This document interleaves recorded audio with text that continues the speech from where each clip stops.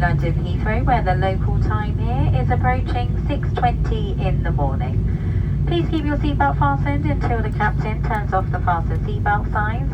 However, you are now free to use your mobile phones. As we need to keep all exits and aisles clear, we'll return any items we stowed for you as soon as we arrive at the gate. Before you leave us, remember to check around your seat and in the seat pocket to make sure that you've got everything with you.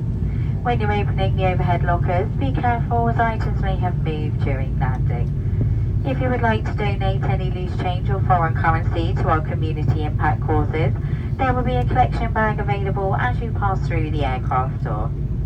Next time you travel, please remember to download the Virgin Atlantic app from the App Store to manage your booking and check in online. And don't forget to join our Flying Club program to collect Virgin points today for a range of exciting benefits from reward flights to exclusive discounts and more. We hope you've enjoyed your time on board with us tonight. We know you have a choice of airlines to fly with to London Heathrow. So on behalf of the captain and my crew, we thank you for choosing Virgin Atlantic. Goodbye for now. Have a safe onward journey and we look forward to welcoming you back on board again soon.